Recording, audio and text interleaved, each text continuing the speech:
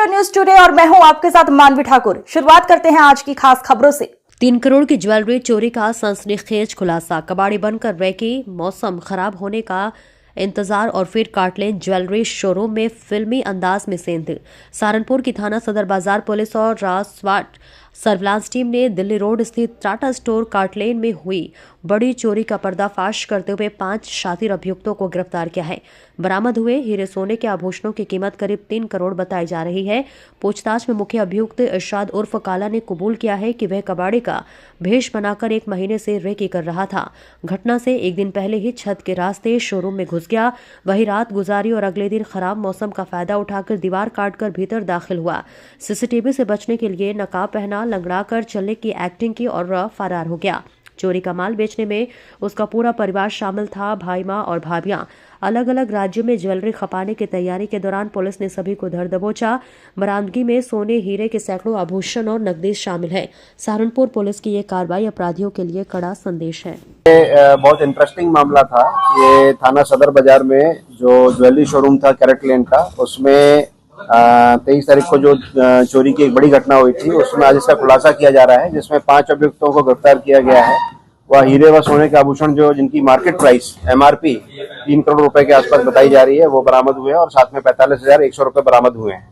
जिसमें बरामदगी का जो विवरण है उसमें 9 नेकलेस, 67 ब्रेसलेट, 17 मंगलसूत्र, 32 जोड़ी ईयररिंग, 2 गले के सेट और ईयररिंग, 18 पेंडेंट, 3 चार्म्स, 90 अंगूठी, 32 चेन, 11 चूड़ी और 45,100 रुपए बरामद हुए हैं। इसके अलावा 40 पीस आभूषण जो है पीली धातु के भी मिले हैं, जिसकी वेरासिटी चेक कराई जा रही है। इसमें जो घटना का विवरण है वो यही है कि 23 तारीख की जो रात थी, जिसमें खासतौर से काफी बारिश का मौसम था और काफी बादल वगैरह गड़गड़ा रहे थे, उस टाइम पे ये चोरी हुई थी। और इसमें जो गिरफ्तार हुए हैं उनका नाम है इरशाद उर्फ काला। ये इस वक्त जो है थाना कलियर, जनपद रुड़की, उत्तराखंड में रह रहा है। दिलशाद जो है ये भी वहीं रुड़की में रह रहा है। बीच में ये ओरिजिनली ये लोग नकुल के रहने वाले हैं, बीच में मंडी थाने में रहते थे और वहां पर जब इनकी हिस्ट्री शीट खुली है तो उसके बाद में ये रुड़की में जाके रहना शुरू कर दिए थे। इसमें सलमा है इनकी पत्नी तीसरी, जो अगेन थाना कलियर रुड़की उत्तराखंड, और काली जो इनकी माताजी हैं ये थाना भगवानपुर, जनपद रुड़की उत्तराखंड, और सीमा ये भी वहां की रहने वाली है। तो इस तरह से 5 लोग गिरफ्तार हुए हैं और जो बरामदगी है उसको मैंने बताया। अब घटना जो है उसमें घटना में बहुत इंटरेस्टिंग मॉडस ऑपरेंडी थी इनकी कि ये रहने वाला नकुल का था और इसके ऊपर में टोटल मुकदमे इस वक्त जो चोर है इसके ऊपर में लगभग मुकदमे हैं 27 मुकदमे इसके ऊपर में है। इसकी माँ के ऊपर में 12 मुकदमे हैं। तो ये नकुल का रहने वाला था और पहले छोटी चोरी करता था। तो इसने बीच में ये फिर जब वहां से पकड़ा गया तो इसने फिर मंडी में शिफ्ट हुआ और कुछ साल पहले भी 1 करोड़ रुपए की चोरी हुई थी जिसमें पकड़ा गया था।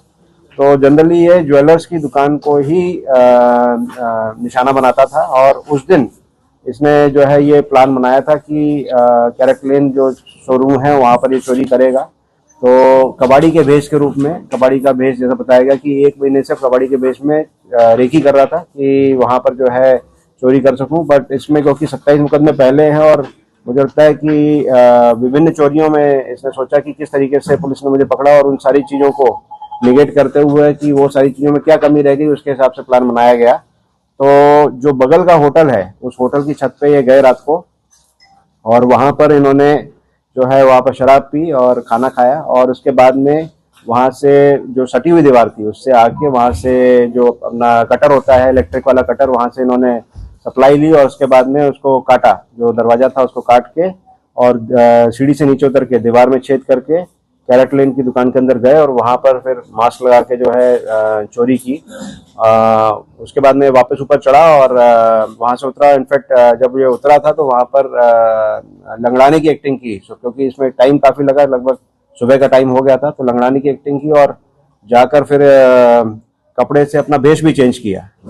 पर हमारी टीमें लगी हुई थी और उसमें कुछ क्लूज हमको मिले, जिसमें टेक्निकल जो सूत्र थे और जो मैनुअल सूत्र थे दोनों का उपयोग किया गया और उससे ये पता चला कि ये वही व्यक्ति है जिसने चोरी की है। और फिर इस पर टीमें लगातार पीछे लगी रही और फाइनली जो है वो सारी चीजों को देखा गया और जब इनको सभी को पकड़ा गया तो फिर इनसे जो है रिकवरी भी की गई। सर, चोरी करते समय कितने लोग थे और कितने की चोरी हुई? ये जो मोडस ऑपरेंडी है कि अकेले सिंगल पर्सन जो है चोरी करता था और चोरी करने के बाद में जब ये रुड़की गए तो वहां पर इन्होंने सोचा कि आर्टिफिशियल ज्वेलरी ले ली जाए कि मान लो यदि पुलिस पकड़ भी लेगी तो आर्टिफिशियल ज्वेलरी देके जो है उसमें बरामदगी करा के उसमें छूट लिया जाएगा। बट इसको नाकाम किया गया। पुलिस जो है कानून के हाथ लंबे होते हैं, इसलिए पुलिस जो है लगातार इनके पीछे पड़ी रही और इसमें जो टोटल बरामदगी है वो ऑलमोस्ट टोटल बरामदगी 100% बरामदगी की गई है। और इसमें जो पुराने मुकदमे हैं उन मुकदमों को भी देखा जा रहा है कि उन मुकदमों से भी कोई माल यदि संबंधित हो और इसमें गैंगस्टर की कार्रवाई भी हम लोग कर रहे हैं और फास्ट कन्विक्शन जो बाकी सारे मामले हैं उनमें फास्ट कन्विक्शन भी कराया जा रहा है। ये जो टीम थी इस टीम को जो हमारे दोनों एएसपी है मनोज यादव और सिमरन सिंह जो एएसपी अंडर ट्रेनिंग है, दोनों ने बहुत अच्छा काम किया है, टीम को लीड किया है। एसओजी की जो टीम थी वो भी इसमें लगी रही लगातार, उसमें संजीव और जो थानेदार कपिल इन्होंने भी अच्छा कार्य किया है। सारी टीम ने बहुत अच्छा कार्य किया, बहुत ही ओरिजिनल गुडवर्क पुलिस का है। इसमें सारी टाइप की चाहे सीसीटीवी एविडेंसेज हो, सर्विलांस हो, मैनुअल हो, सभी का कार्य करते हुए इन्होंने काम किया। इनको सभी लोगों को 25,000 का रिवॉर्ड मेरे द्वारा दिया जाता है। सर, इन्होंने मास्क का इस्तेमाल किया तो वो मास्क कहाँ से लाए थे सर? क्या आपको भी किसने काम किया? हाँ, देखिए इसमें कहाँ से मास्क लाए उसकी पूछताछ की जा रही है, but at the same time जैसे कपड़े चेंज करना, तो जो कपड़े हैं उन कहाँ पर चेंज किया गया उनकी बरामदगी भी की गई।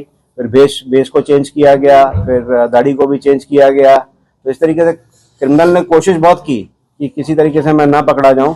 पहले की चोरियों में भी ये देखा गया कि जब ये कोई भी आभूषण चुराता था तो ये कहीं उसके साउंड बॉक्स के अंदर रख दे, कहीं फ्रिज के नीचे रख दे, कहीं और कहीं रख दे। तो बेसिकली सारा दिमाग लगाया जाता था, पर जैसा अन्वेषण जब किया जाता है तो फिर अन्वेषण में प्रोफेशनलिज्म रखा जाता है और उसकी वजह से सारी चीजों को जो है बरामद किया गया है। और सर, इसमें 3 महिलाएं भी गिरफ्तार की है, क्या इनका रोल रहा है इनके साथ?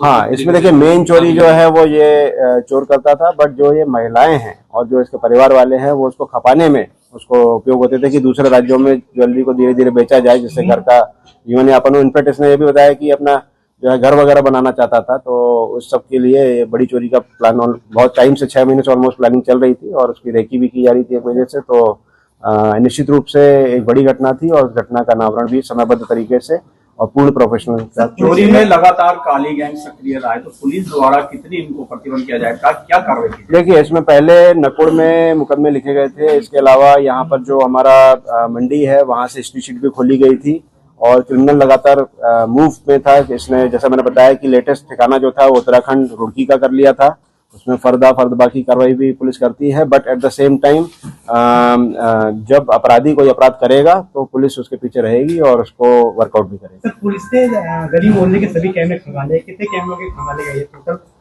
जिससे इनकी? इसमें कैमरे जो थे पूरे शहर के और उत्तराखंड से लेके आगे रुड़की हरिद्वार तक के कैमरे खंगाले गए। इसमें देहरादून पुलिस और हरिद्वार पुलिस दोनों की भी मदद ली गई और ऑलमोस्ट 2000 के ऊपर कैमरे जो है पुलिस ने इसमें खंगाले। फाइनली जो है वो मैनुअल, सर्विलांस और सीसीटीवी तीनों के माध्यम से। सर, क्या कोई शोरूम का बंदा भी इसमें इन्वॉल्व था?